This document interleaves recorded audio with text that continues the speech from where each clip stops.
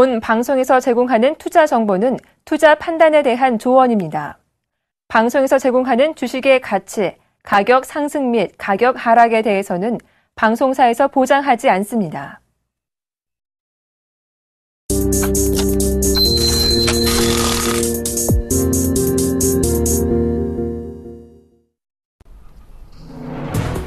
시청자 여러분 안녕하십니까? 출발 증시와이드 2부의 김동현입니다. 전일 코스피 지수는 강세로 출발했으나 외국인들의 매도세가 확대되면서 하락 마감했죠.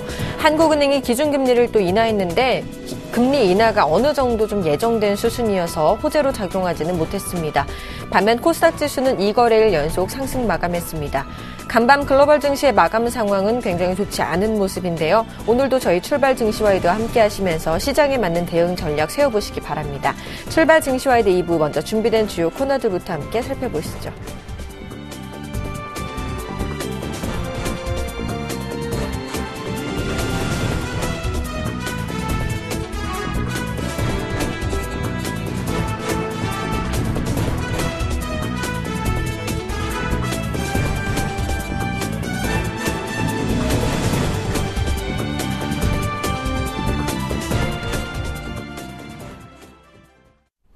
넘버원에게 듣는다 시간입니다. 현대증권의 류용석 투자전략팀장님과 전화 연결해 보겠습니다.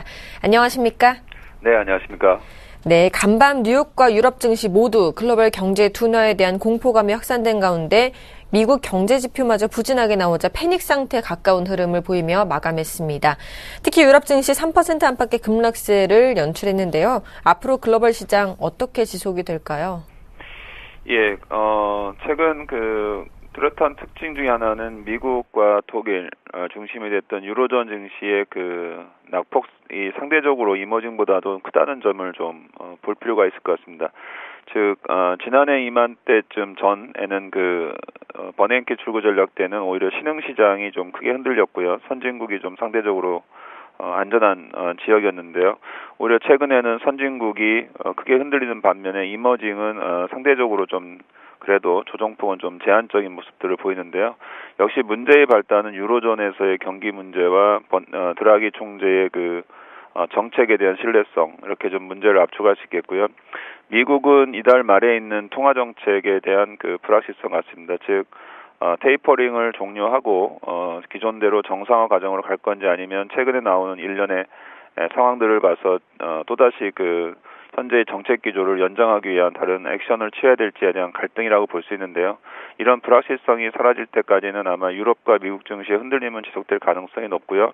반면에 이머징 국가는 외국인 매도가 상대적으로 이머징 국가의 신용 리스크를 반영한 현재 국면이 아니기 때문에 확대되거나 그런 추세들은 좀 제한적일 것으로 보여서 글로벌 증시 조정에 따라서 국내 증시도 흔들리겠지만 외부적인 거에 비해서는 상대적으로 좀 덜 흔들린 모습은 이달 말까지 좀 이어지지 않을까 이렇게 보고 있습니다.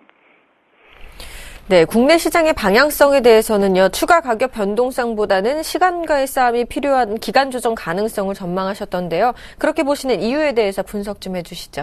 예, 한 몇 년 동안 우리 증시가 이제 외부적인 요인과 내부적인 요인들에 의해서 조정을 받았던 경험이 있는데요. 그때마다 평균적으로 보면은 한 8에서 9% 정도 지수 조정이 있었던 것 같습니다. 많았을 때는 한 12, 13% 정도 있었고요. 적게는 한 5%에서 6% 조정이 있었는데요. 이번 국면 역시도 저희들은 10% 정도 내외가 되지 않을까 보고 있습니다. 이미 8% 중반대 정도 지수 조정이 수반됐기 때문에요. 저희가 볼 때 한 1890 정도 선이라면 10%를 약간 넘는 선이기 때문에요. 그 정도 조정폭으로 일단 마무리될 가능성이 있다고 보고 있습니다. 가격 조정에 대한 부분이 그래서 일단 실적 반영하고요. 글로벌 증시의 변동성 확대를 좀 반영하고 있다고 보고 있습니다. 오히려 이제 모멘텀으로 보게 되면은 10월 말과 11월 초에 대부분 이제 글로벌 변수들이 본 모습을 드러낼 가능성이 높은데요. 이전까지는 기간 조정의 성격이 강하고요. 10월 말과 11월 초의 변수들이 시장이 좀 긍정적 방향으로 나타날 경우에는 11월 초에 들어서 이제 가격 복원 작업이 본격적으로 이루어지지 않을까 이렇게 보고 있습니다. 네, 이제 10월부터 11월까지 글로벌 주요 이벤트가 집중되어 있는데요. 우리 시청자 여러분들을 위해서 다시 한번 주목해야 할 만한 변수들 정리해 주시기 바랍니다. 예, 일단 10월 30일 FOMC 결과가 나오는데요. 지금 시장에서는 뭐 QE4가 나오는 거 아니냐 이렇게 얘기를 하시는 분들도 있는 것 같고요. 아니면 이제 예정된 수순대로 테이퍼링을 종료해가면서 경제 지표에 따라서 기준금리에 대한 그 스탠스 변경을 하겠다는 날을 지속할 거냐인데요. 저는 후자인 일단 테이퍼링은 예정대로 종료를 하고요. 대신에 이제 다른 선제적 대응을 통해서 기준금리 인상까지는 상당한 시차를 두는 방안을 좀 모색이 될 것 같습니다. 이는 달러 강세도 좀 제한하고요. 부분적으로는 저금리 기조라는 틀을 계속 유지할 수 있어서 증시에는 조금 긍정적 요인으로 작용할 가능성이 있고요. 이달 말 정도 27일, 28일 확정된 날짜는 아니지만 유럽은행의 스트레스 결과가 나오는데요.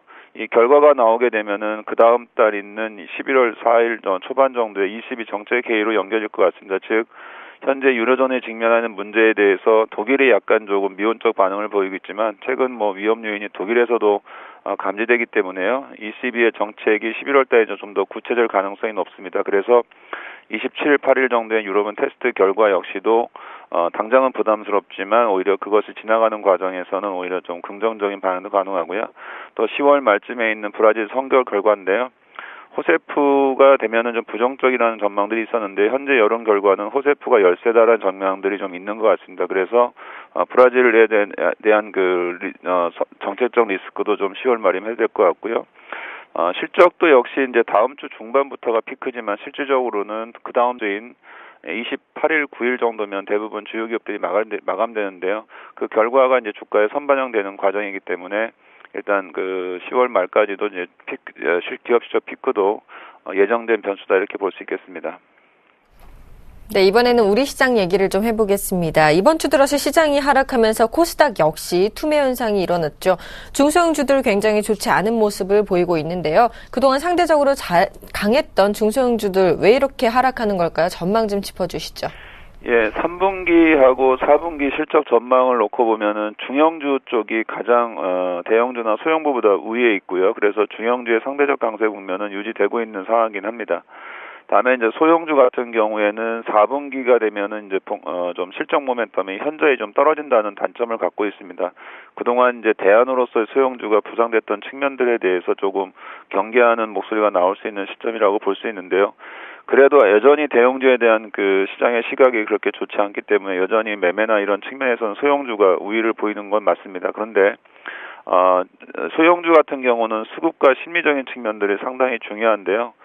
코스피 1920선이 대형주 기준으로 보더라도 중요한 핵심적인 지지선이기 때문에 이것을 지지하는 경우에는 중소형주의 상대적 강세 유지하는 심리가 강하겠지만 1920이 또 이탈하게 되면은 소위 이제 손수건 효과 좀 대형주 빠진 다음에 결과적으로 경기 리스크가 반영되면 중소형주도 밀린다는 이런 손수건 효과에 따라서 대형주를 쫓아가는 하격 조정음이 나타날 수 있는데 이런 것들이 지난번에 한번 나타난 것 같습니다. 오늘 역시도 주목할 점은 1920선을 좀 빠르게 코스피가 좀 밀렸을 경우에는 중소형주가 어제처럼 반등하는 모습들이 아니라 오히려 또 흔들릴 수 있는데요. 이런 심리적 수급적인 요인들을 좀 감안해서 중소형주를 접근하지 않나 이렇게 보고 있습니다. 네, 마지막으로 낙폭과대 대형주에 대한 매수 의견이 유효할지 궁금합니다. 전반적인 시장 전략까지 함께 말씀해 주시죠. 예, 시각은 저희들은 이제 기간 조정이 좀 필요한 시점으로 보고 있습니다. 가격 조정은 이제 그동안의 가격 조정에 비해서, 나오시는 가격 조정 부분 좀 제한적이라 이렇게 보고 있습니다. 왜냐하면 10월 말과 11월 초에는 아무래도 대부분 불확실성 변수들이 해소될 가능성이 있습니다. 물론 일부에서는 재확대된다는 얘기도 있는데요. 그것은 아마 그 시점에서 좀 판단할 문제라고 보고 있고요. 일부에서는 또 그동안 낙폭이 장기화됐던 주식들에 대한 저가 매수 기회라는 바텀 패싱 전략이 있는데 저는 그런 전략보다는 기존의 주도주였던 종목들이 최근에 이제 수급적 요인으로 낙폭이 컸는데요. 대표적으로 이제 한국전력 같은 종목입니다. 이런 주도주 성격이 강했던 종목들을 낙폭을 적절히 이용해서 저가 매수하는 전략이 좋지 않을까 이렇게 보고 있습니다. 네, 지금까지 현대증권 류용석 투자전략팀장님과 함께했습니다. 오늘 말씀 감사합니다. 네, 감사합니다.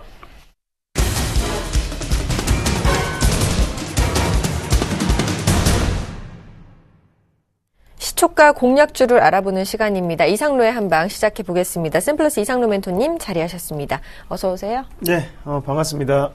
네, 지난주 목요일에는 관심주가 없으셔가지고요. 전체 승률 29승 30무 15패가 되셨습니다. 오늘장 시초가 5% 공략주 바로 소개해 주시죠. 네, 맞습니다. 저번 주 목요일은 또 쉬는 날이었습니다. 한글날이었기 때문에 또 하루를 쉬었게 됐고요. 그래서 종목을 소개시켜 드릴 게 없는데요. 그 전주 목요일 날 추천했던 종목을 조금 소개를 시켜 드릴게요.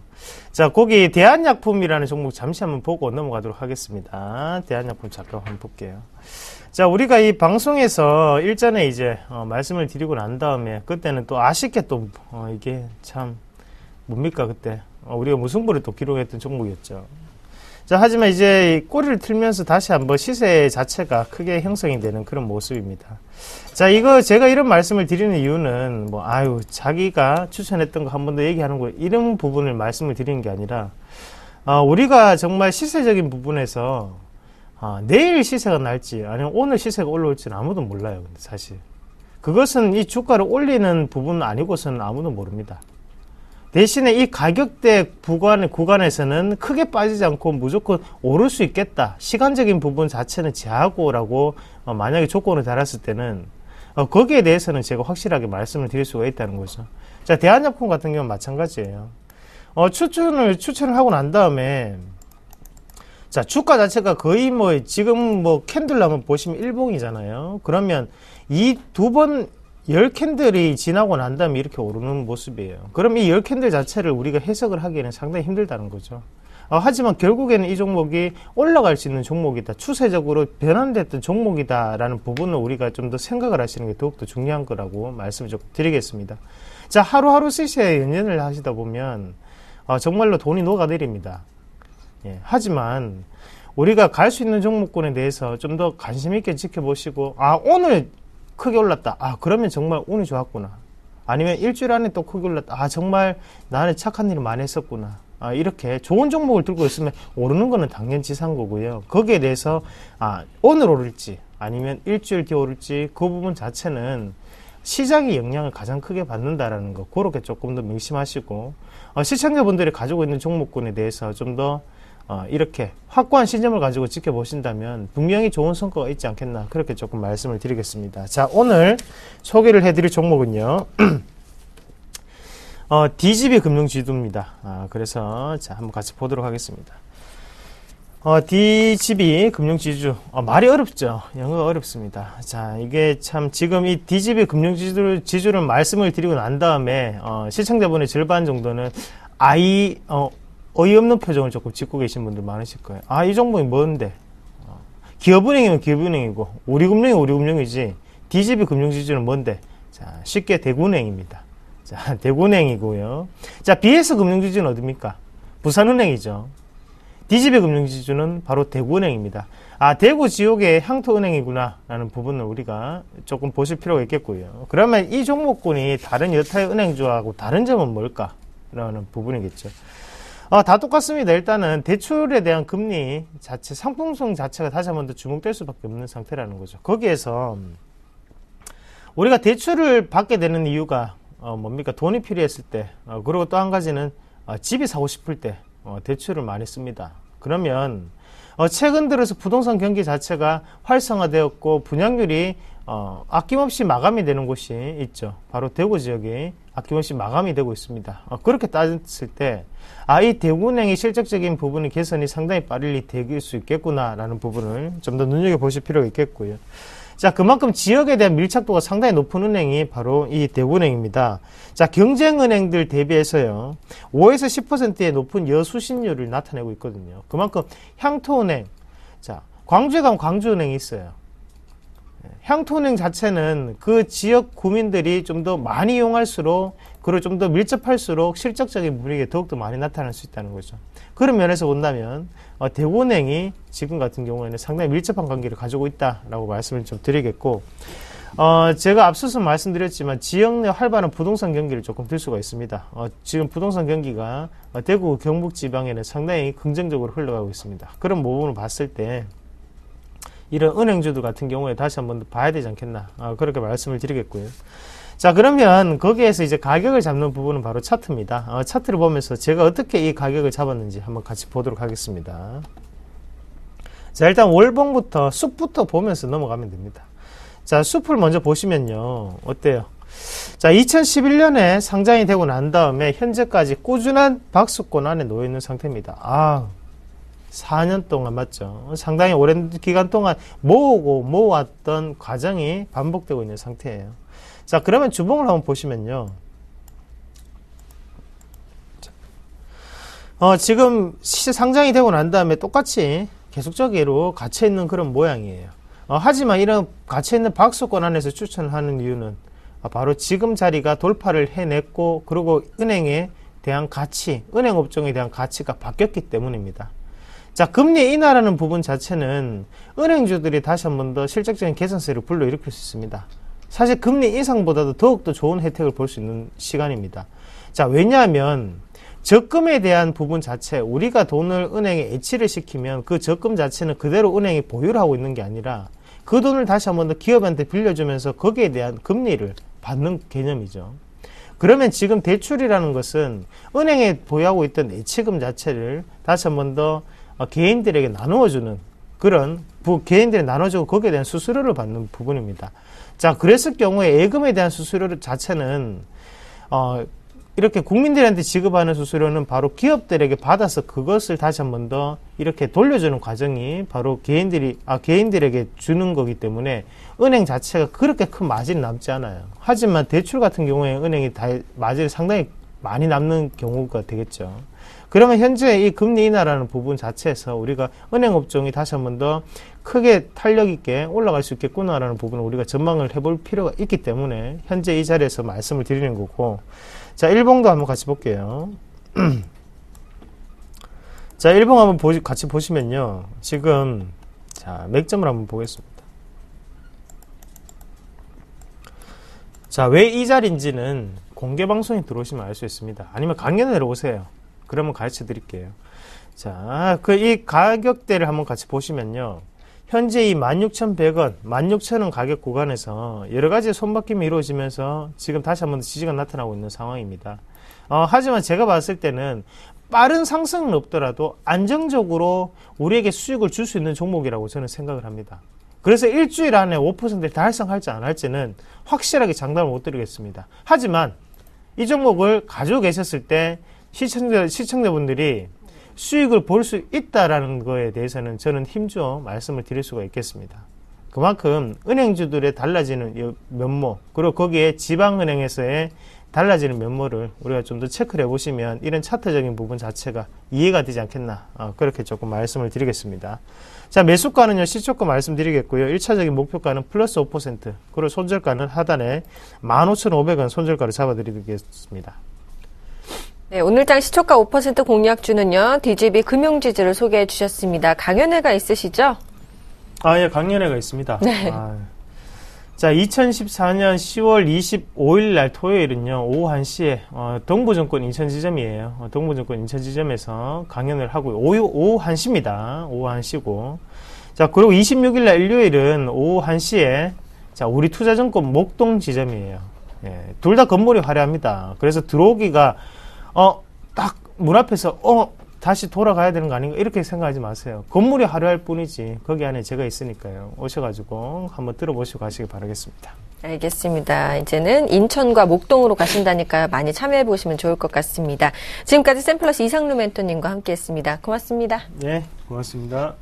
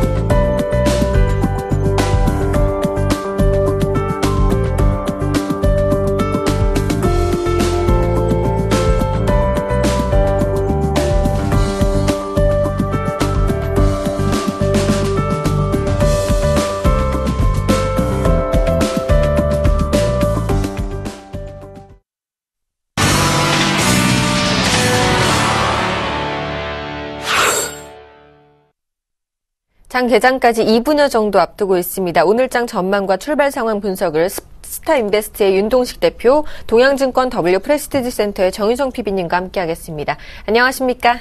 안녕하세요. 먼저 윤동식 대표님께서 오늘 시장 예상 좀 해주시죠. 분위기가 안 좋네요. 전일 다우존스도 급락을 했던 상황이고, 전일 차트를 보시면 아시겠지만 전일 다우존스 지수가 2.8포인트 가까이 급락을 했다가 종가상으로는 1%대 마감을 했었는데, 2.8%까지 빠지면 2013년도 14년도 2월 이 시점이다 보니까 우리나라 증시로 따져보면 1900선이 무너지지 않겠는가라고 생각을 하고 있는데, 이제 장중에 무너졌다가 다시 한번 올라올 기회는 있겠습니다만은, 미국 증시 같은 경우는 무너졌다가 올라온 케이스고 우리나라는 올라올지 안 올지는 잘 모르겠는데, 전일 야간 선물 시장이었죠. 야간 선물 시장에서 0.7% 정도 빠진 상황에서 종가 마무리가 됐으니까 여지없이 야간 선물 시장에서도 외인과 기관이 매도를 한 걸 보면 오늘 우리 증시 거래소뿐만 아니라 코스닥 시장에서도 외인의 매도세는 9일째 연속으로 이어질 거라 판단되고 있고요. 그거에 좀 맞춰가지고 코스피 지수는 10포인트, 지금 9포인트 하락할 거라고 예상되고 있는데, 10포인트 이상, 15포인트 가까이에서 종가, 시가가 형성되지 않겠는가 생각을 하고 있고, 그거에 맞춰서 보면 1910포인트에서 거래소는 시작을 하지 않겠는가라고 생각을 하고 있습니다.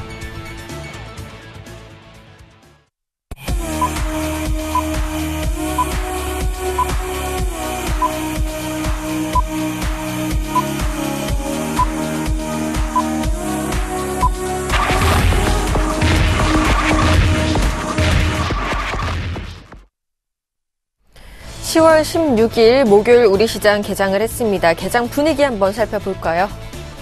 예, 전체적으로 아까 말씀드린 대로 12포인트, 12.82포인트 빠진 1913포인트에서 주가가 시작을 하고 있는 상황인데, 지수가 안 좋죠. 안 좋습니다. 저번에 말씀드렸듯이 독일 쪽에서도 지금 안 좋은 얘기가 많이 들리고 있는 상황인데, 유럽의 천장 역할을 하고 있는 거죠. 유럽의 천장은 스위스 웅프라라고 하면 경제의 천장은 독일이라고 얘기를 해도 과언이 아닐 거라고 판단되고 있는데, 지금 독일 쪽이랑 프랑스 쪽이 지수가 안 좋습니다. 그것을 반영해가지고 전일 밤 미국 다우존스도 지금 급락하는 모습을 보였었는데, 다만 아래 꼬리를 좀 많이 달아가지고 종가상 마무리를 한 걸 보면 이런 부분에 대해서는 긍정적으로 판단을 하셔야 될 것 같은데, 단기적으로 스윙을 좀 하시는 분들이라면 오늘 장에서는 1900선이 이탈이 한번 나오지 않겠는가라고 생각을 하고 있고요. 단기적으로 트레이드 하신 분 같은 경우는 1900 밑에서 시가에 던지셔도 되고요. 시가에 매도를 하셨다가 1900 밑에서 다시 매수하는 전략도 유효하다고 판단되고 있기 때문에 지수와 같이 움직이는 종목들이 있습니다. 지수와 같이 맞춰가지고 움직이는 종목들에 대해서는 그렇게 좀 선별적으로 움직이셔도 될 거라고 보고 있고요. 일단 매매 동향을 놓고 본다고 치면 코스닥 시장에서는 외인이 16억 정도 매수를 하고 있네요. 어제도 장 초반에는 5억 정도 순매수 기조를 했다가 10시가 넘어간 상황에서 뒤집었죠. 그걸 보면 오늘은 좀 특이한 동향은 거래소나 코스닥 시장에서 장 초반에 개인이 좀 매도를 하고 있는데요. 개인이 매도를 하고 있다고 보면 이게 투매가 좀 나오고 있는 상황인 것 같은데, 이런 시장에서 외인과 기관이 여지없이 순매수로 돌아서 버린다면 어느 정도 바닥을 잡고 올라갈 거라고 판단되고 있고요. 만일 오늘도 개인과 기관이, 개인이 거래소 시장뿐만 아니라 코스닥 시장에서도 강력한 매수를 하고 있고 외인이 매도를 하고 있다고 하면 좀 시장 관망하시는 자세가 유효하리라고 판단되고 있고, 오늘의 키포인트는 외인이 돌아서냐, 그리고 개인이 순매수 기조를 계속 유지하냐를 좀 맞춰가지고 보시는 전략이 유효하리라고 보고 있습니다. 네, 이렇게 개장 분위기 살펴봤습니다. 우리 지수 코스피와 코스닥 모두 하락 출발하고 있습니다. 일본 증시 출발 상황 살펴보도록 하겠습니다. 일본 역시 1.78% 하락한 14,805.16포인트로 출발하고 있습니다. 시총 상위 종목군들의 흐름 체크해보겠습니다. 삼성전자 하락 출발하고 있고요. 현대차도 1% 넘는 하락세로 출발하고 있습니다. SK하이닉스와 한국전력은 상승 출발하고 있고요. 포스코와 네이버 각각 1% 넘게 하락 출발하고 있습니다. 현대모비스 역시 1.64% 하락 출발하고 있고요. 신한지주는 상승 출발하고 있습니다. 기아차 역시 소폭 하락 출발하고 있고요. SK텔레콤은 오늘 2.58%나 하락 출발하고 있습니다. 삼성전자 우선주도 삼성전자와 마찬가지로 하락 출발하는 모습이고요. LG화학도 소폭 하락 출발하고 있습니다. 코스닥 시가총액 상위 종목군들의 흐름도 체크해 보겠습니다. 하락세를 많이 보이고 있죠. 다음과 셀트리온, 파라다이스, 동서, CJ 오쇼핑까지 모두 1% 넘는 하락세로 출발하고 있고요. 컴투스만 유일하게 0.59% 상승 출발하고 있습니다. 정희성 PB님께서 현재 업종별 분위기 좀 살펴봐 주시죠. 예, 코스닥, 코스피, 양시장 모두 낙폭을 조금씩 키워가고 있는 그런 모습입니다. 더군다나 선물지수를 보면 선물지수 또 동반으로 하락을 하고 있고요. 그런 상황입니다. 그렇기 때문에 지금 대부분의 업종에서 하락의 움직임을 보여주고 있고 상승하는 종목 정말 찾기가 힘들 정도로 대부분이 파란불을 켜고 있습니다. 그나마 지금 은행 업종에서 일부 종목들은 빨간불이 들어오고 있는데요. 우리금융, 그 다음에 신한지주, 기업은행 같은 경우는 강보합권, 나머지는 약세 움직임을 보여주고 있습니다. 통신업종도 약세인데요. SK텔레콤, SK브로드밴드, LG유플러스, KT 모두 약세 움직임을 보여주고 있습니다. IT 쪽은 SK하이닉스만이 1%대 강세 움직임 보여주고 있고요. 나머지 삼성전자, 삼성 SDI, 삼성전기, 서울반도체, LG전자, LG이노텍, LG디스플레이 모두 약세 움직임 보여주고 있습니다. 자동차 업종 낙폭이 큰데요. 현대차가 이제 저점 갱신을 계속적으로 하고 있습니다. 이제는 17만 원대 초반까지 왔네요. 17만 500원까지 떨어져 있고요. 마이너스 2.5% 하락폭이 가장 큽니다. 현대모비스, 기아차도 낙폭이 크고요. 동양기자, 현대위아, 넥센타이어, 한라홀딩스, 한국타이어, 금호타이어 모두 약세 움직임을 보여주고 있습니다. 오늘 에너지화학 업종도 약세 움직임인데요. 대신에 한국전력, 유틸리티 쪽만 플러스 1.9%고 나머지 SK이노베이션, S오일, 롯데케미칼, 금호석유, 또한 LG 한화케미칼 모두 약세고요. LG화학만이 강보합권 움직임을 보여주고 있습니다. 코스닥을 보면요. 그래도 일부 상승하는 업종이 있습니다. 바로 게임 업종인데요. 컴투스 2.2%, 넥슨GT, 웹젠, 게임비 모두 강보합권이고요. 이와 반대로 조이시티와 액터즈소프트는 약세 움직임을 보여주고 있습니다. 음원도 KT뮤직은 강세, 로엔, 네오즈인터넷, 소리바다는 약세 움직임을 보여주고 있습니다. 오늘 태양광 쪽에서 좀 좋은 모습 보여주고 있는데요. 한솔테크닉스가 4% 넘게 올라가고 있고요. 오성 LST도 2.3% 강세 움직임 보여주고 있습니다. 이와는 반대로 OCI나 S에너지, SDN 같은 경우는 약세 움직임을 보여주고 있습니다. 헬스케어 쪽도 좀 강세 움직임 보여주고 있는데요. 인바디 같은 경우는 오늘 2.7% 올라가고 있고 연중 고점 갱신을 계속적으로 하고 있습니다. 장관 좀 상관없는 그런 모습 보여주고 있고요. 또한 그 SK컴즈는 1.4% 강세 움직임 보여주고 있고 다음이 마이너스 1.8% 하락의 움직임 보여주고 있습니다. 자, 양시장 모두 하락하고 있는데요. 수급은 그래도 괜찮은 모습인데 어떻게 보시나요? 일단은 좋습니다. 일단은 좋다고 장 초반에 좋다고 말씀드린 거에 좋을 것 같고요.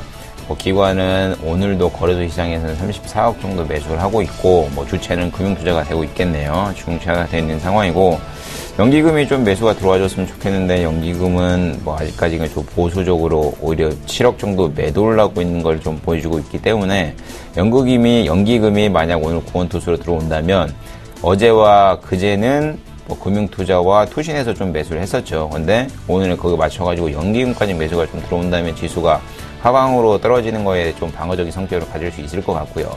만약 안 들어온다 치더라도 메인이 지금 거래소 시장에서는 38억 정도 매수를 하고 있고 코스닥 시장에서도 오래간만에 한 20억 정도 순매수 기조를 유지하고 있는데 좋습니다. 일단 수급 상황은 좋고요.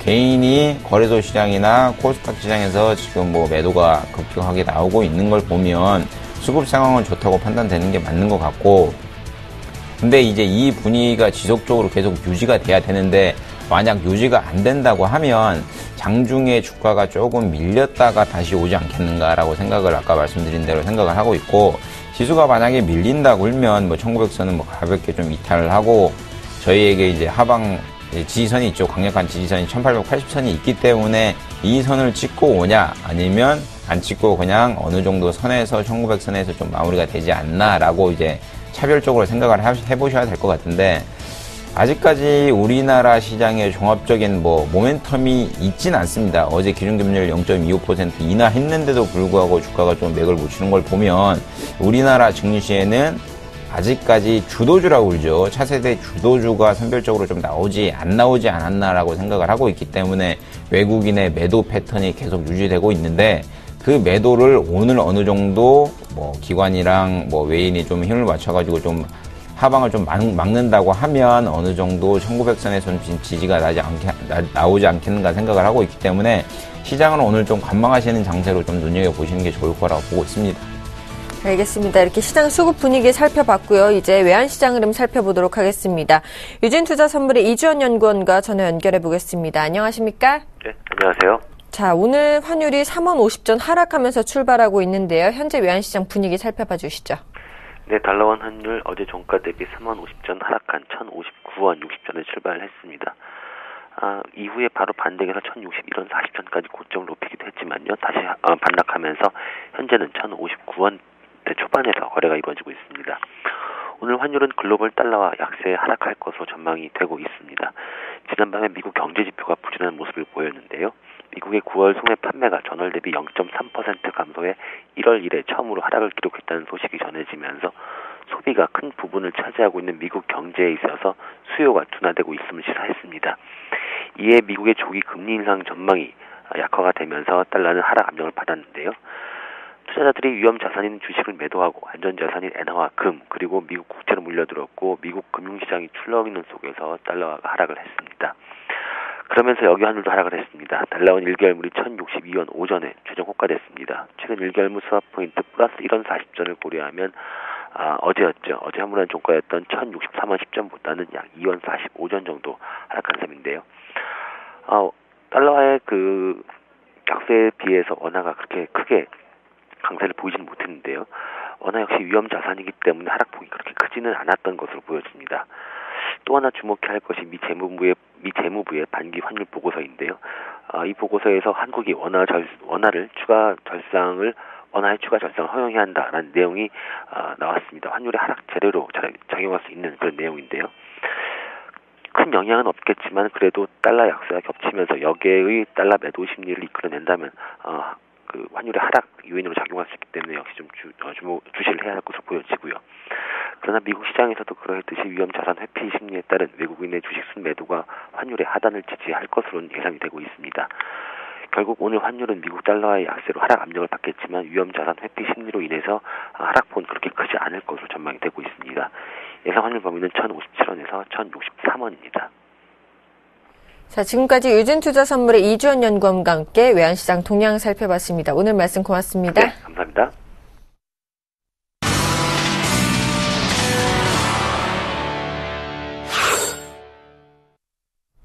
오늘의 돌발 종목입니다. 세 종목 먼저 살펴보겠습니다. 첫 번째로 현대차입니다. 3분기 실적 우려감에 신저가를 기록했고요. 한국콜마홀딩스는 대표의 블록들 소식에 약세를 보이고 있습니다. 차바이오텍은 중국 진출과 신약 호평 소식에 강세를 보이고 있는데요. 세 종목 살펴봐 주시죠. 예, 먼저 현대차 보시겠습니다. 오늘 이 52주 신저가를 재경신하고 있죠.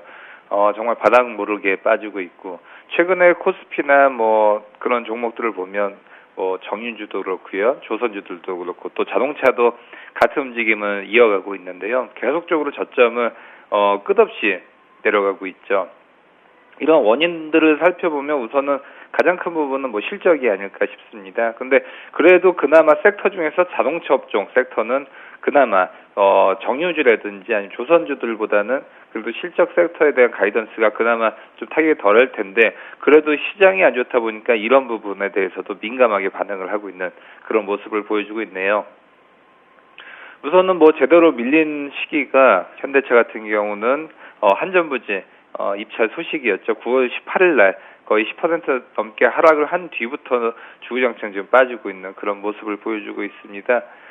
특히 지금 보면 4분기부터는 신차 효과로 인해서 선진국 판매 모멘텀을 좀 갖고 있는 상황입니다. 그렇기 때문에 최근 들어서 가치 투자를 하고 있는 곳이라든지 그런 쪽은 이제 현대차 주가를 이제 싸다고 판단해서 좀 들어오는 부분도 심심치 않게 볼 수 있었는데요.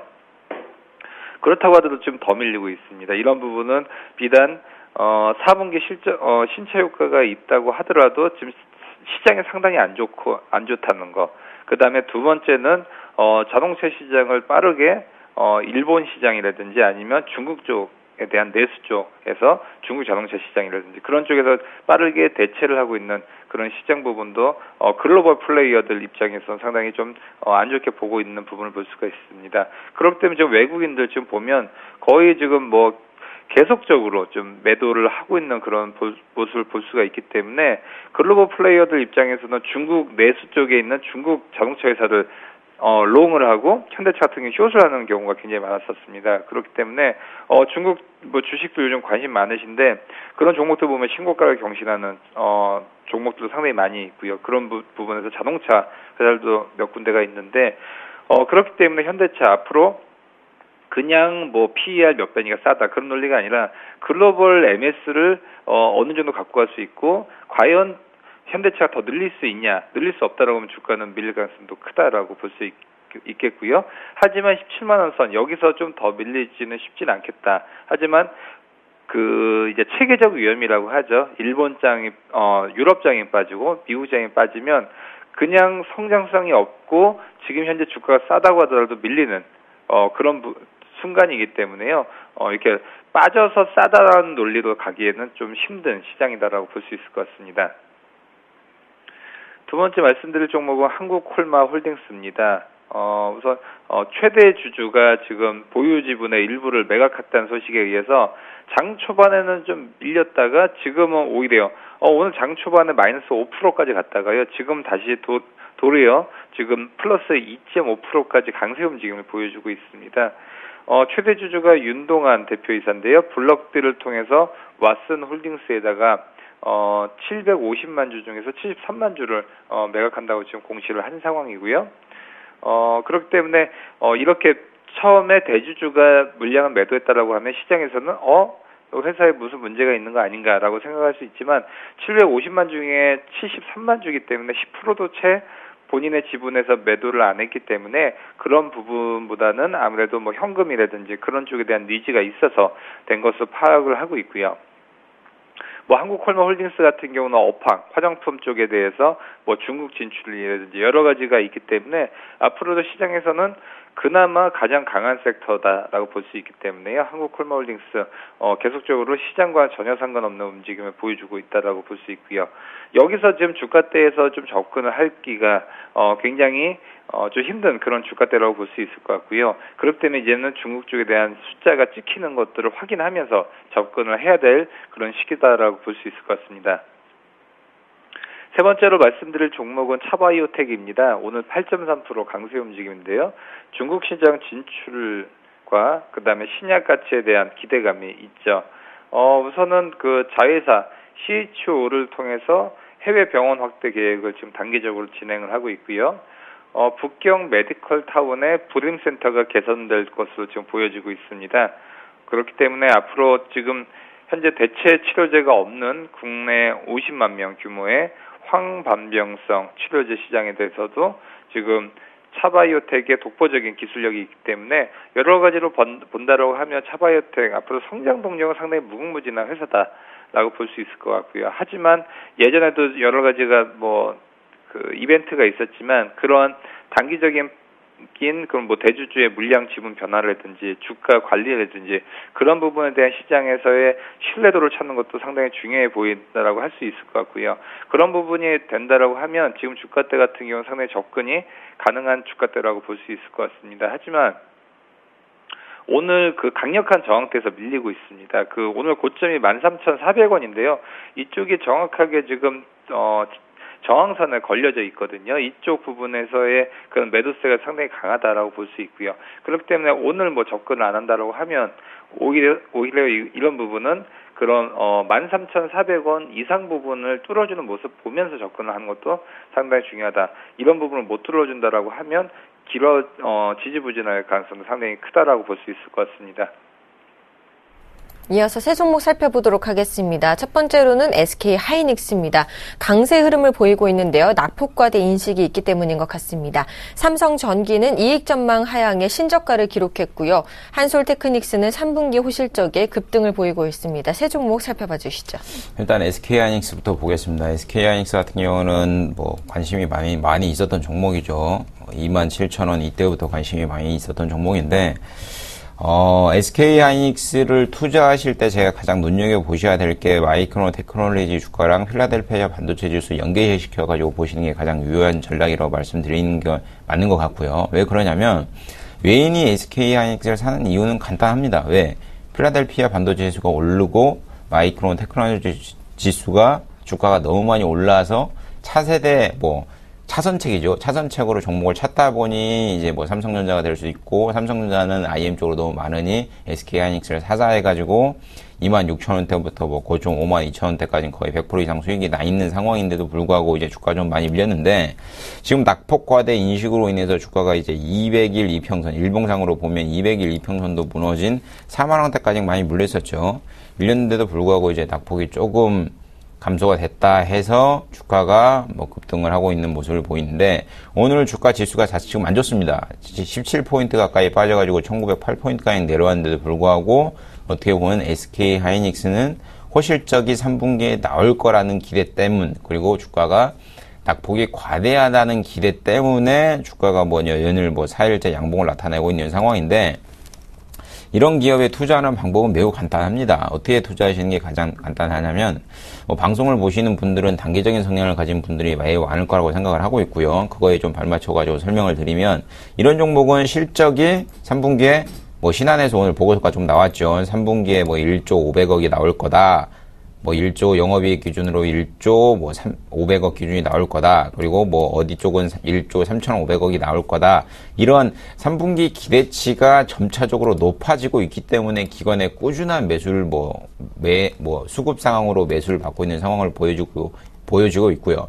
매매 동향만 놓고 보더라도 어제까지 포함해서 기관은 연일 계속 매도를 하고 있죠. 지금 제가 수급을 나타내고 있는 상황인데, 9월 19일 이후로부터 19일부터 계속적으로 150만 주, 30만 주, 50만 주, 100만 주 이렇게 꾸준히 매수를 하고 있고, 그것을 외인은 매도한 반면 기관은 순매수 기조를 유지하고 있는 걸 보면 3분기 실적이 발표되는 시점까지는 주가가 좀 우상향하는 패턴이 나올 거라고 판단되고 있고요. 이런 종목은 예를 들어 실적이 내일 발표된다 하면 오늘 매도하고 나가시는 전략이 유효하기 때문에 3분기 이거 가이던스 실적 캘린더 보시면 나올 겁니다. 그거 보면 SK 하이닉스가 실적 발표를 언제 할 거다는 뉴스가 나오기 때문에, 만약에 지금 저가에 매수하셔가지고 가지고 계신 분들이라면 실적 발표하기 하루 이틀 전에 약간의 수익률은 좀 포기하시더라도 매도하고 나오신 전략이 유효라고 판단되고 있고, 이런 종목에 대해서는 오늘 홀딩하시는 전략이 유효라고 보고 있고요. 다음으로 삼성전기, 부품주죠. 과연 LG이노텍을 살까 삼성전기를 살까 많은 관심을 가질 것 같은데, 결론부터 말씀드리면 저라면 신규 매수하시면 LG이노텍 사겠습니다. LG이노텍을 매수를 하겠고요.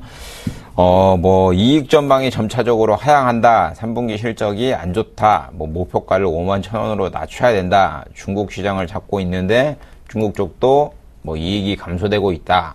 스마트폰이 부품 약세가 이어지고 있다. 다 안 좋은 얘기죠. 다 안 좋은 얘기고 단통법으로 인해서 국내 부품업체 안 좋다 하는데, 그렇다 보니까 주가 자체가 연일 계속 하락하고 있습니다. 삼성전기 같은 경우는 고점이 16만 원이었는데도 불구하고 지금 4분의 1 토막 정도 돼서 4만 원 선까지 많이 밀려 있는 상황인데, 이런 종목은 놓고 본다고 치면 주봉상으로 놓고 봐도 그렇고 단기적으로 투자하시는 분들이 주봉, 월봉을 본다는 것 자체가 의미가 없는 얘기인 것 같고, 만약에 이 종목 같은 경우는 주봉상으로 놓고 봐도 그렇고 일봉상으로 놓고 봐도 그렇고 강력한 지지대는 어느 정도 좀 없는, 무너져 있는 상황이긴 합니다. 이런 종목은 개인이 바닥을 잡아갖고 트레이드 하시기에는 매우 위험한 종목이기 때문에, 모멘텀이 다시 살아나서 기대치가 좀 부응을 한다고 하면 주가가 바닥을 다지고 올라가는 케이스가 나올 건데, 그런 모습이 안 나온다고 그러면 조금 신규로 진입하시기에는 좀 어둡지 않나라고 생각을 하고 있고요. 이제 수급만 놓고 보더라도 기관과 외인이 뭐 전반적으로 매도했다 매수했다를 번갈아 가면서 하고 있는데 뭐 개인의 사랑을 여지없이 받고 있는 종목이네요. 이런 종목에 대해서는 뭐 낙폭이 과대하다 해서 덥석 물기에는 조금 위험한 종목이지 않겠는가 생각을 하고 있기 때문에 이 종목에 대해서는 보수적으로 좀 보셔라라고 말씀을 드리고 싶습니다. 다음 종목으로 한솔테크닉스인데 이제 LCD 소재죠. 소재 관련된 기업인데 뭐 전형적인 태양광, 한솔 그룹에 있는 뭐 자회사라고 보시면 될 것 같은데 3분기 호실적이 나올 거라는 전망에 주가가 좀 급등을 하고 있는 모습을 보이고 있습니다. 오늘 뭐 5% 이상 급등을 하고 있고 650원 정도 급등을 하고 있네요. 급등하는 모습을 보이고 있는데 태양광 산업 하는 회사죠. 태양광 산업 하는 회사인데 어제죠. 어제 조금 역사적으로 태양광 쪽에는 좀 기록적인 의미가 있는 일이 있었는데 OCI가 주가가 10만 원이 무너졌습니다. OCI가 주가가 원래 고점일 때 보시는 것처럼 65만 원이었죠. 근데 지금 91,600원이거든요. 태양광 이 쪽도 조금 각성을 하셔야 될 것 같아요. 제가 생각하기에는 기업들이 전반적으로 각성을 해야 되는데 예를 들어 생산이 뭐 실리콘 소재도 그렇죠. 이 생산이 많이 돼서 영업이익이 많이 날 때, 과거 막 영업이익 20% 막 이럴 때 날 때 그 비용을 설비 투자로 많이 해서 R&D 쪽으로 많이 연구를 했으면 이런 모습이 안 나오고 독일을 이겨가지고 태양광 산업 뭐 신규 뭐 개발 뭐 이런 게 많이 나왔을 건데 그런 부분이 좀 부족하다 보니 주가가 뭐 많이 밀리고 있는 상황이라고 보여지는 것 같고요.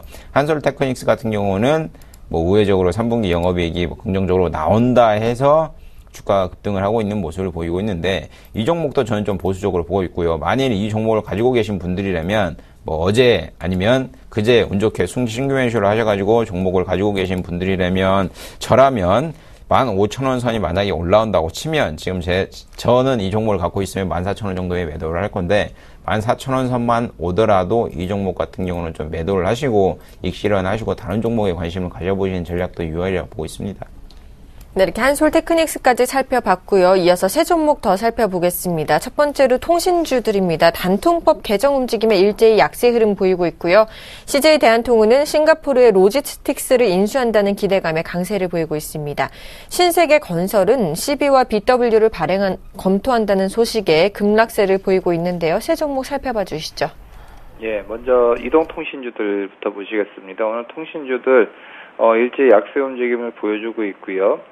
최근 들어서 단통법 이후로 낙폭이 굉장히 좀 크게 움직이고 있습니다. 우선은 단통법이 진행이 되면서 휴대폰 판매량이 지금 급감을 한 상황입니다. 근데 우선 좀 재밌는 상황을 보면 과연 그러면 지금 TV를 보시는 시청자 여러분들께서는 지금 예전에 이동통신 판매 대리점 있지 않습니까? 그쪽에서 얼마를 주고 사셨는지를 제가 여쭤보고 싶습니다. 왜냐하면 대부분은 젊은 사람들 같은 경우는 굉장히 이런 보조금에 대해서 싸게 받았기 때문에 30만 원 아니면 공짜로도 심지어 받는 경우도 많았고요. 어르신들 같은 경우는 그냥 대리점 가서 90만 원, 80만 원 주고 사는 경우도 많았습니다.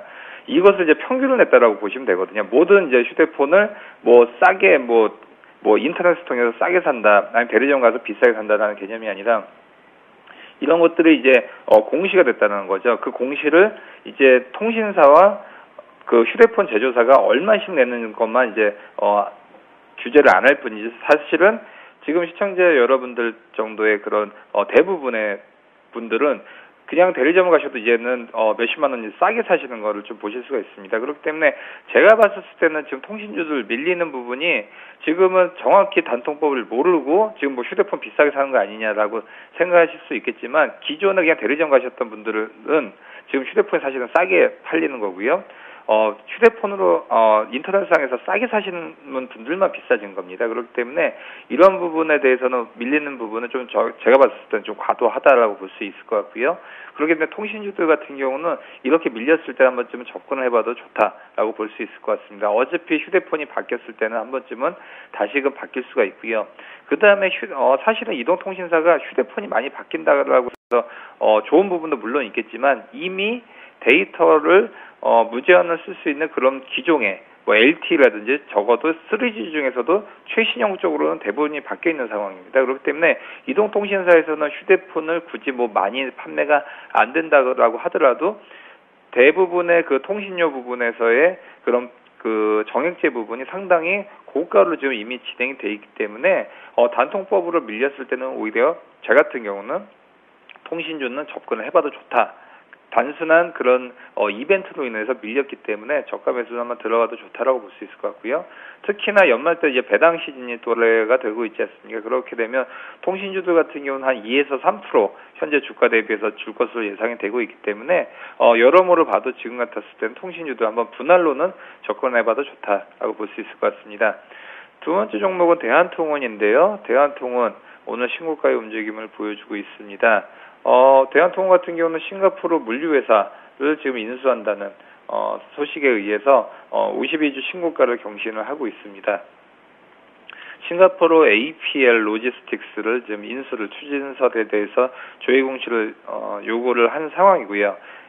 이곳 같은 경우는 전 세계 60개국 110개 지역을 거점으로 해서 통합 공급 서비스를 하고 있고요. 또한 국제 화물 운송, 소량 물류, 창고업, 유통관리 등을 하고 있기 때문에 기존의 대한통운의 그런 사업과의 시너지 효과가 상당히 될 수가 있다라고 볼 수 있기 때문에 M&A는 두 가지가 있다라고 말씀드렸죠. 기존의 사업과는 정말 생뚱맞은 그런 인수도 있고요. 이렇게 기존 사업과의 시너지를 낼 수 있는 그런 고귀한 M&A도 있기 때문에 이런 것들이 사실이라고 하면 상당히 좋은 M&A다라고 볼 수 있을 것 같습니다.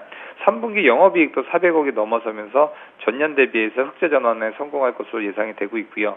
또한 뭐 해외 직구라든지 뭐 아마존을 통한 뭐 매매라든지 여러 가지가 지금 온라인상으로 인해서 택배 사업이 굉장히 커지고 있기 때문에 대한통운 같은 경우는 싸게 사는 게 임자다 볼 수 있고요. 지금 신고가를 경신하는 와중에 접근하기 힘들지만 지금 주가 대비해서 10% 20% 밀렸을 때는 항상 담자라고 볼 수 있을 것 같습니다.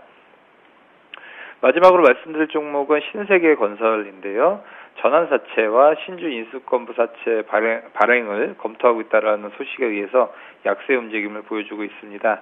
하지만 지금 정확하게 지금 공시가 나와 있는 상황은 아니고 회사 입장에서도 지금 검토를 하고 있다라고 얘기는 나오고 있지만 시장에서는 8% 넘게 하락을 하고 있기 때문에 조금 민감하게 반응을 하고 있다라고 볼 수 있을 것 같습니다. 그렇기 때문에 이런 부분에서는 실질적으로 발행을 낸다라고 했었을 때는 오히려 그때부터는 급등을 할 수 있기 때문에 그때를 매매 타이밍으로 노리는 것이 어떨까 싶습니다. 네, 이어서 세 종목 더 살펴보도록 하겠습니다. 아모레퍼시픽이요. 증권사 호평에 주가도 상승세를 띠고 있습니다. 정말 끝을 모르고 달리고 있죠. NC소프트는 넥슨의 지분 확대 소식에 이 거래일째 강세를 보이고 있고요. 홈쇼핑주들은 납품비리 소식에 동반 신저가를 기록했습니다. 세 종목 살펴봐 주시죠. 일단은 NC 아모레퍼시픽부터 보겠습니다. 주가가 황제주죠. 100만 원 넘어가면 황제주인데 오늘도 여지없이 올라가네요. 2.5% 정도 올라가고 있는 상황인데 이런 종목은 투자하기 매우 쉬운 것 같습니다. 그냥 간단합니다. 밀리면 사면 된 것 같아요. 주가가 우상향 패턴. 만약에 21선이 무너진다. 50% 매수. 60일선이 무너진다. 그럼 또 30% 매수. 그러다 보면 어느 정도 주가는 계속 우상향 패턴을 그리고 있기 때문에 올라가는 모습이라고 보여주고 있고요. 이런 종목은 아까 말씀드린 대로 투자하기가 쉽다고 보시는 게 맞는 것 같고, 전형적인 우상향 패턴 주요죠. KCC. 이런 종목이랑 비슷하게 보시면 될 것 같은데, 제가 뜬금없이 KCC 주봉 차트를 띄워주고 있는데, 이런 종목도 20만원에 사면 30만원에 매도, 30만원에 매수해도 40만원에 매도, 이게 쉽기 때문에, 아모레퍼시픽, 전체적으로 중국과 관련된 사랑을 받고 있는 기업에 대해서는 관심을 지속적으로 가져보셔라 말씀을 드리는 게 맞는 것 같고, 많이 사랑하죠. 설화수, 헤라, 아이오페, 전형적으로 보면, 롯데백화점도 그렇고, 신세계백화점도 그렇고, 이제 면세점을 가보면 중국인 관광객들이 되게 많습니다. 되게 많은데, 보면 여기가 한국인지 중국인지 모를 정도로 중국인들이 화장품, 설화수 가게 앞에 줄을 쫙 서 있습니다. 그런 걸 보면 투자하기 매우 쉽다고 생각하시는 게 좋을 것 같고요. 이런 종목 같은 경우는 아까 전에도 말씀드렸듯이 그냥 뭐 매수하셔가지고 밀릴 때 매수하셔가지고 가져가시는 전략이 좋을 거라고 판단되고 있고, 근데 뭐 유일하게 단점을 꼽자면 거래량이 좀 없습니다. 지금 뭐 호가창을 보시더라도 한 주, 3주, 뭐 22주, 17주 뭐 이렇게 올라와 있는 걸 보면 호가창이 좀 작다 보니 그런 건 좀 단점인데, 전체적으로 보시면 긍정적으로 보시는 게 좋을 것 같고요. 다음으로 NC소프트 말씀드리겠습니다. NC소프트 넥슨에서 지분 0.3%가 인수한다고 그래가지고 주가가 급등을 하고 있죠. 뭐 적대적 M&A 아니냐, 김택진이랑 김정주랑 뭐 싸우는 거 아니냐, 친구끼리 뭐 지분 싸움해서 넘어가는 거 아니냐 얘기하고 있는데, NC소프트 같은 경우는 이미 넥슨이 일대주주, 최대주로 15% 이상 지분을 갖고 있는 상황입니다. 다만 이제 경영권만 전 최대주주죠. 김택진 대표가 이제 갖고 있는 상황인데, 적대적 M&A를 할 가능성은 글쎄요, 저는 좀 없다고 보고 있고요. 다만 넥슨이 지분이 인수했을 때보다는 주가가 반토막 났죠. 반토막을 났기 때문에 저가에 좀 지분을 인수를 해서, 지분을 좀 매입을 해서 좀 주가에 좀 방어적인 역할을 좀 하겠다라는 생각을 갖고 있는 것 같은데, 이제 사전 조율이 NC와 넥슨이 됐냐 안 됐냐가 의문점인데, NC 쪽에서는 안 됐다고 공표를 한 걸 보면 조금 뭐 서로 감정 싸움 아니면 뭐 지분 싸움 뭐 얘기가 좀 나오지 않나라고 생각을 하고 있고요. NC 같은 경우는 전체적으로 보면 12만원 선이죠. 지금 12만원 선, 전일 주봉상으로 보면 이제 전저점인 12만 4천원, 12만 5천원, 이 선이 무너지는 상황에서는 뭐 전체적으로 무조건 매수에 들어가시는 모습이 맞는 것 같고, 그러면 과연 NC 장기적으로 6개월, 10개월, 1년 가져가셔야 되냐? 아직까지는 그 확답 못 드리겠습니다. 왜 그러냐면 수급이 약간 안 좋기 때문에 뭐 일단은 짧게 좀 방망이 휘두르시는 전략이 유효하다고 보고 있습니다. 다음으로 이제 홈쇼핑 관련된 주들을 보셔야 될 것 같은데, 홈쇼핑 관련된 주들도 뭐 전체적으로 유통이나 뭐 이쪽으로 조금 구매 심리죠. 구매 심리가 살아난다고 하면 관심을 가지시는 전략도 유효하고, 그리고 영업이익률이 홈쇼핑 관련주들 같은 경우는 마진율이 20%, 30%가 넘기 때문에 유통과 소비 관련주들 중에서는 홈쇼핑 관련된 기업들에 대해서는 뭐 긍정적으로 바라보고 있습니다. 네, 지금까지 스타인베스트의 윤동식 대표, 유원타증권의 정윤성 PB님과 함께 오늘장 특징주들 분석해봤습니다. 오늘 도움 말씀 감사합니다. 네, 감사합니다.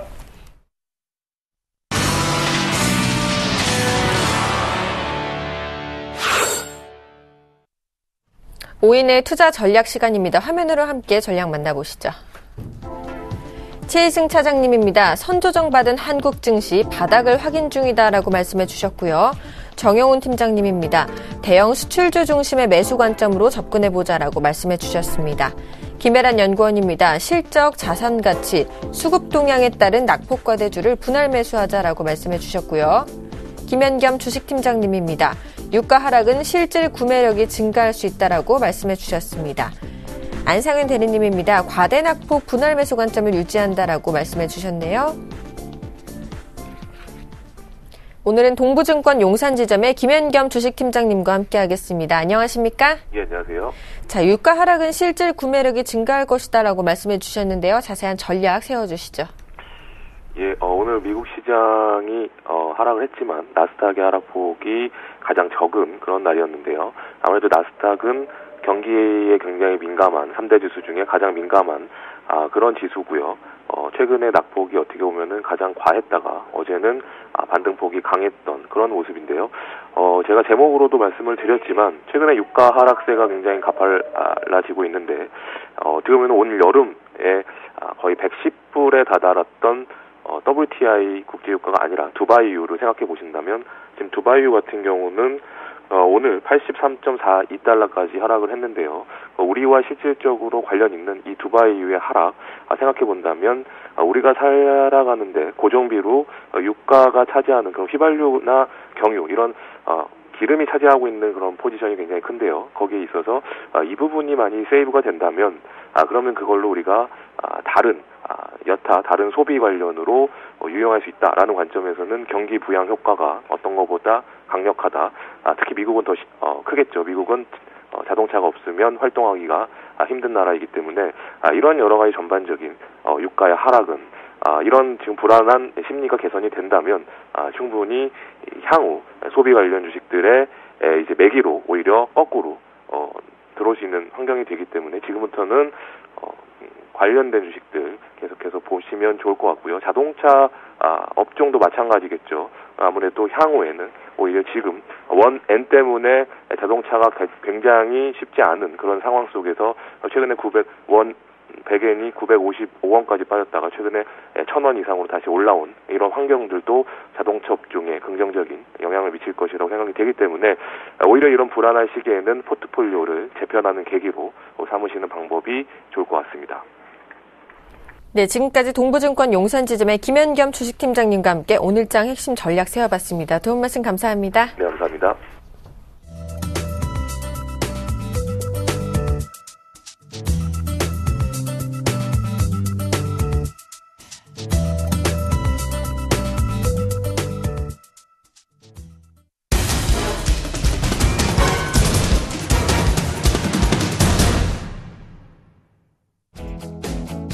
안녕하십니까. 오전장 저가 매수로 오장 역전을 노려본 시간 역전의 맹수 예병군 멘토입니다. 자, 오늘은 시장 얘기 안 하고 넘어갈 수 없을 것 같아요. 그죠? 시장을 또다시 밀고 있습니다. 자, 그런데, 자, 이걸 한번 생각해 보자고요. 자, 왜 시장을 이렇게 밀고 있는가에 대한 부분을 오늘 꼭 좀 짚고 넘어가야 될 것 같습니다. 그래서 그 부분 좀, 먼저 얘기를 좀 하고요. 그리고 이제, 지금 그 얘기 전에 좀 살펴봤던 종목군에서 지금 특징적으로 좀 나오고 있는 종목군을 조금 짚어가면서 그 시장 얘기와 연동지어서 얘기를 좀 해드릴까 합니다. 자, 일단 지금 대형 IT 쪽이에요. 지금 신저가의 또 모습들을 또 만들어내고 있죠. 삼성전기라든가 이런 거는 이제 4만 원대를 무너뜨려 4만 원대까지 내려왔습니다. 4만 그것도 4만 원 완전 초반대까지도 밀고 내려왔는데요. 그러니까 이게 삼성전기에 대한 위험성에 대해서는 계속 강조드렸던 부분이고, 그런 부분들이 조금, 너무 시장에서 좀 과도하게 지금 나타나고 있는 데다가, 자동차 쪽 보시면 지금 신저가를 또 현대차하고 밀어놨죠. 그죠? 자, 이걸 생각을 한번 해보자고요.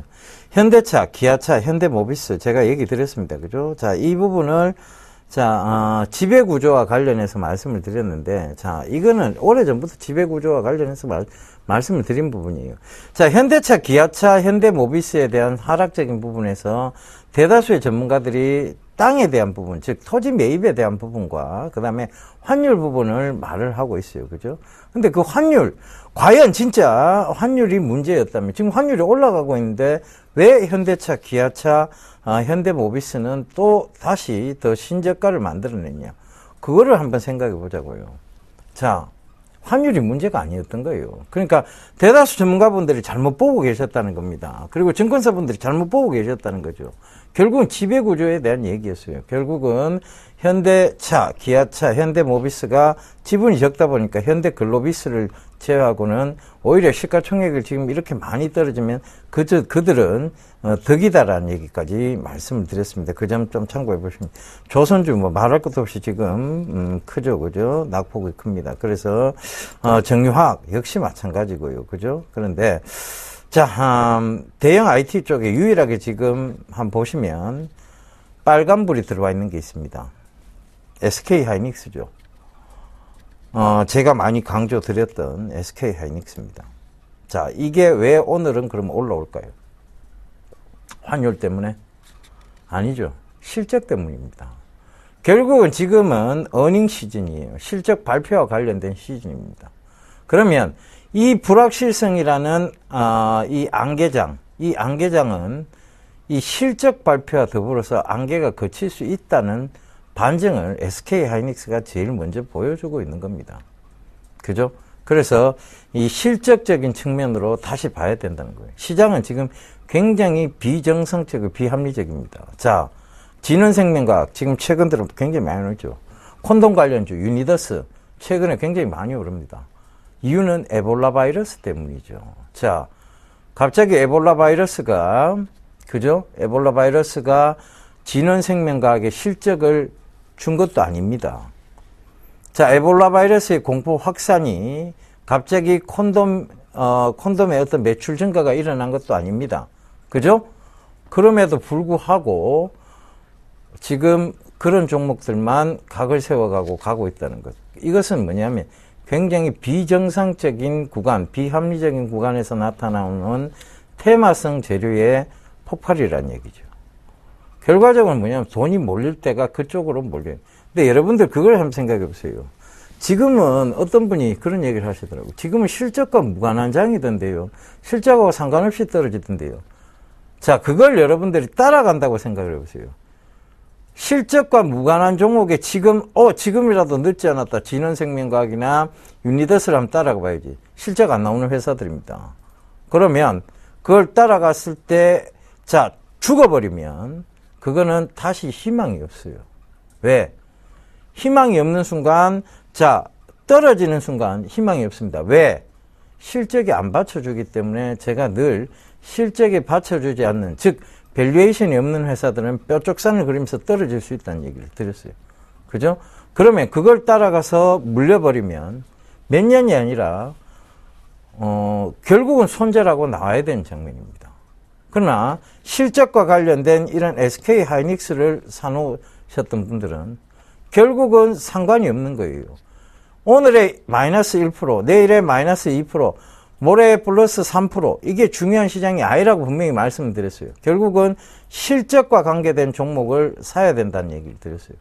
그것은 떨어지더라도 반드시 올라올 확신이 있기 때문에 그래요. 자, 최근에 제가 계속 그 신문 강좌를 하고 있는데요. 전에도 신문 강좌를 하고 계신 분들과 방송을 하던 중에 제가 회원 가족분 한 분과 통화를 했습니다. 바로 이 종목을 거의 집중해서 들고 계신 분이죠. KR 모터스입니다. 자, 이 종목 최근의 모습을 봐보세요. 실적 턴어라운드라고 제가 그렇게 강조를 드렸고, KR 모터스는 방송에도 몇 번이나 들고 나왔습니다. 자, 이거는 떨어지더라도 결국은 둔각을 만들고 다시 올라옵니다. 이유는 뭐냐? 실적이 다시 회복이 되고 있기 때문이죠. 결과적으로 이런 종목군들은 떨어지더라도 안심을 할 수가 있어요. 올라온다는 얘기입니다. 그런데 지금 진원생명과학이나 유니더스는 실적이 받쳐주는 회사는 아니에요. 여러분들이 그럼 지금 그 실적 안 받쳐주는 회사로 따라갈 것이냐? 못 따라갑니다. 따라가서 물리면 약도 없습니다. 그때는. 그 점 참고하시고요. 자, 지금은 이렇게 받아들이셔야 돼요. 자본 중심주의의 시장 원리에 대해서 움직이고 있습니다. 그러니까 이게 자본주의 국가예요. 그 자본주의 국가에서 우리가 지금 살고 있는 대한민국이 자본주의 국가입니다. 뭐 물론 수정 자본주의 뭐 이런 것들이 많이 있었죠. 그죠? 그래서 시장 경제 체제를 정부와 공조해서 하는 그런 수정 자본주의 체제입니다. 그렇지만 그 맥락은 자본주의 체제고, 이 자본주의의 꽃이라고 불릴 수 있는 것이 어디냐면 바로 주식시장이죠. 그죠?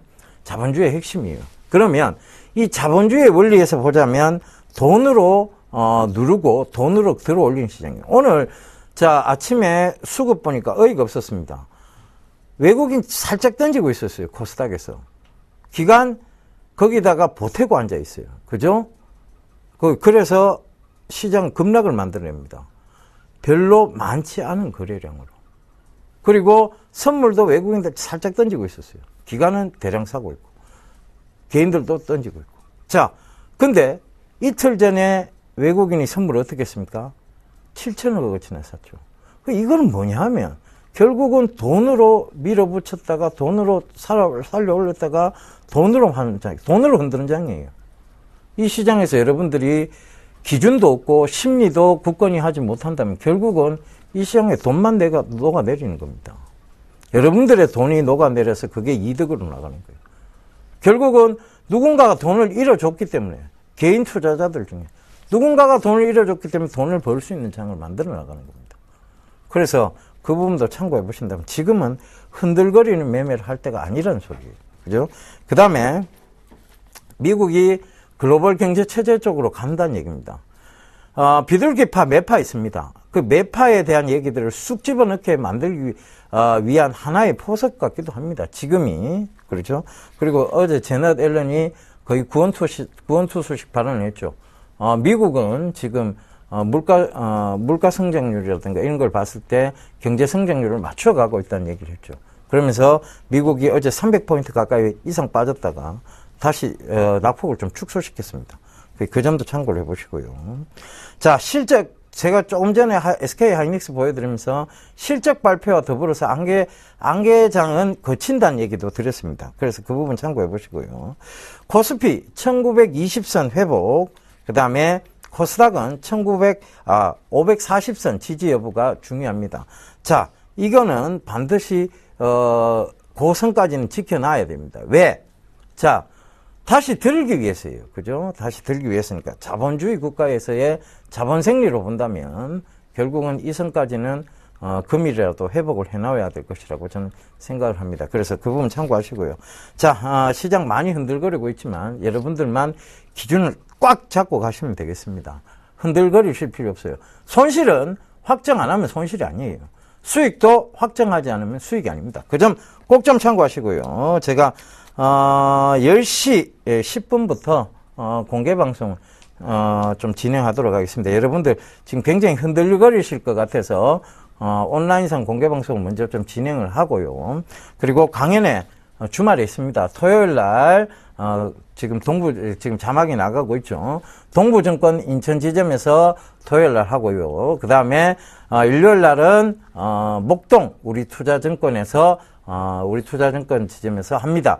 그러니까 시간은 둘 다 오후 2시예요. 그리고 참가비 무료고 문의 전화는 1577-7451로 동일합니다. 그러니까 제가 이런 자세한 얘기들, 왜 SK 하이닉스에 대한 부분들을 그렇게 강조했던가. 여러분들 지금 SK 하이닉스를 사가지고 계셨던 분이라면 물론 심리상으로는 좀 흔들렸겠습니다만 지금 시장을 조금 편안해 보실 수 있었을 거예요. 그죠? 지금 삼성전자나 LG전자나 이런 종목군 같이 삼성전기나 삼성 SDI 이런 종목군 같이 굉장히 막 완전히 절망적으로 빠지지는 않았을 거예요. 그러니까 그 점도 참고를 해보세요. 왜 SK 하이닉스를 저 멘토가 저렇게 강조를 했는지. 자, 저는 이만 물러가도록 하겠습니다. 그리고 내일 다시 인사드리도록 할게요. 감사합니다. 예병군이었습니다.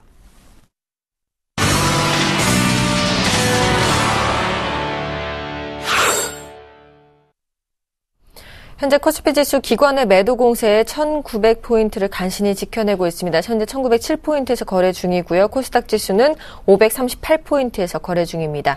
출발 증시와이드 오늘 준비한 소식 여기까지입니다. 시청해주신 여러분 감사합니다.